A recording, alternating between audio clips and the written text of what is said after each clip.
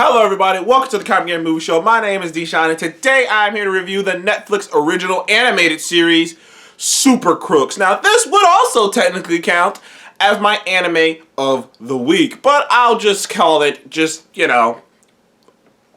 series. Now, this show, Super Crooks, is an anime series about the supervillains of the Jupiter's Legacy world.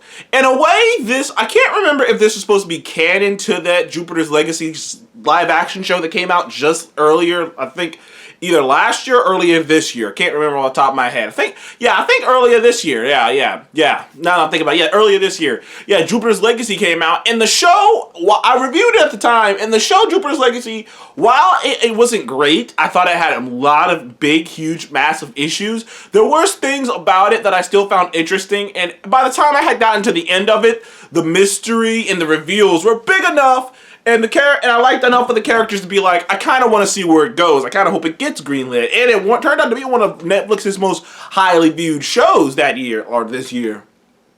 Unfortunately, Netflix canceled it. They canceled Jupiter's Legacy. But while they were greenlighting that, there was a report, and people hadn't heard about this back then as well, that they were working on on almost like, I don't know if it was supposed to be a spin-off or like because it takes place in the same exact world as that. I mean, you got all the same heroes from that Netflix Jupiter's Legacy show. You got a lot of the same heroes, and like you don't really hear about the same some of the villains and whatnot, unless it's been a while since I've seen that Netflix show, so maybe there's some of the same villains. But like I said, you hear about a lot of the same heroes and whatnot, and we don't really know how far of a time. But it makes me think that this was supposed to be a spin. The reason that makes me think it's supposed to be a spin-off is because the costumes are exactly like the live action versions. Like the costumes in the anime look exactly like the live action versions on the heroes when you see them. So I'm just like Utopian and all those people, like they all look the exact same as they do in the show. So it made me go, okay, maybe I think this is supposed to be a spinoff. I think this is supposed to be like an animated spinoff, similar to how The Witcher has that animated spinoff movie that came out earlier this year as well. So I think that's what this is supposed to be. But either way, the Super Crooks follows Johnny Bolt, a supervillain who has the power to control electricity. And Johnny grew up, and they kind of come off the top. Johnny grew up wanting to be a hero when he got his abilities, but life had a different idea from him. Something went terribly wrong. Needless to say, Johnny ended up becoming a freaking supervillain to basically live. And you kind of get flashbacks to how he was growing up, but what you really know about him is he's kind of a mid-tier supervillain. Like he's like low tier. Like think like he's like, what's the word I'm looking for? I'm trying to think of a supervillain to compare him to. He's like Shocker? No. Yeah, I guess he is like that. He's like Shocker. Or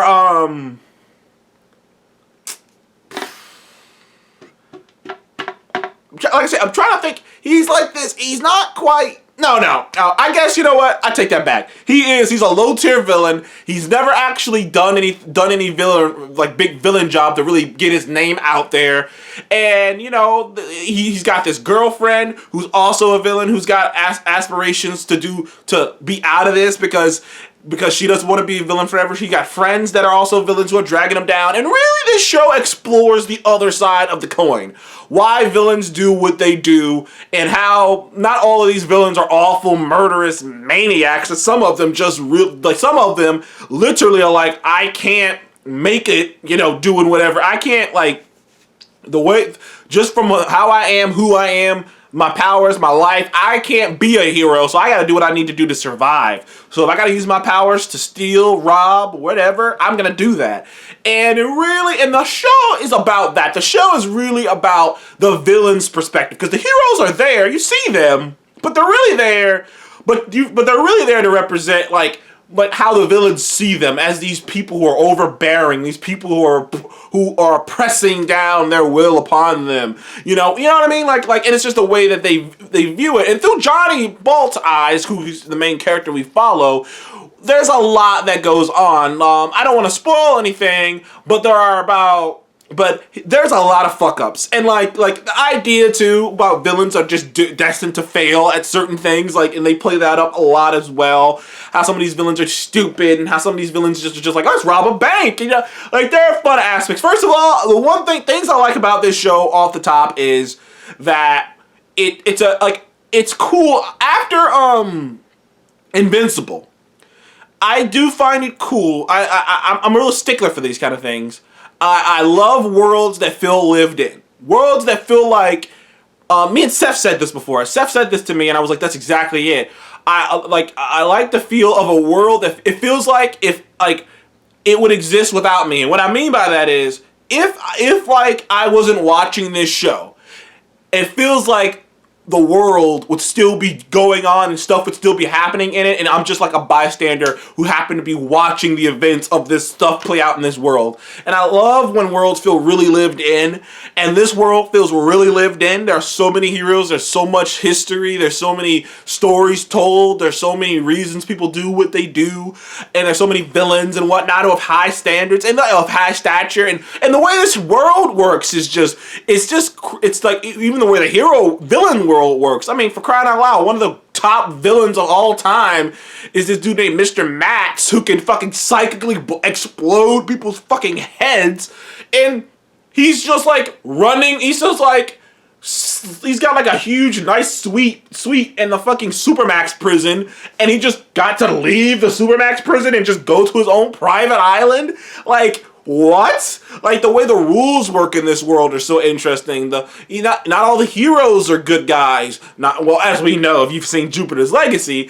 And I will admit, the whole time I'm watching the show, though, I'm thinking about Jupiter's Legacy, and I'm thinking, okay, when does this take place? Because I know that all the stuff in Jupiter's Legacy happened in the novels, or the graphic novels, so you would have to imagine that those things would happen in Super Crooks. I enjoyed the hell out of this show, though. The animation quality is pretty good. I believe it's animated by the same guys who do Castlevania, I believe. So those guys are becoming Netflix's go-to. It's an American anime studio that's in Texas. So yeah, man, like American anime is becoming anime being made by Americans. Like, I didn't even know that was a thing until like Castlevania and a couple other projects, and I'm just like, oh, there are anime studios in America? Like, that's pretty dope. Like, that's pretty awesome. And like, you can feel it because the whole anime takes place in America. And a lot of times when you watch regular animes from Japan that remotely take place in America, like, they don't really, like, they're not from America, so they don't really know how to talk about America. They don't really know how to say certain aspects and get certain things across. So like, they just kind of come off sounding like fools, the same way we would sound if we're just here talking about some Japanese shit. But they kind of just come off, it kind of comes off cringy every time they talk about America in a Japanese anime. So you can already tell this was made by Americans just from the way they handle being in America and the conversations and the way people talk and whatnot.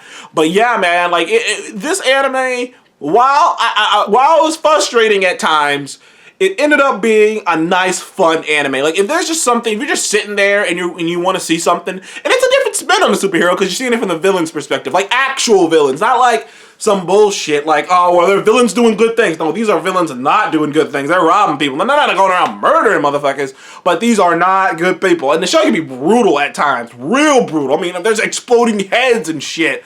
I mean, there are some scary characters in this show. I mean, that's a scary, like I say, Mr. Matz is intimidating. Like, there was this whole story about this dude who just stole a couple $1 million from him.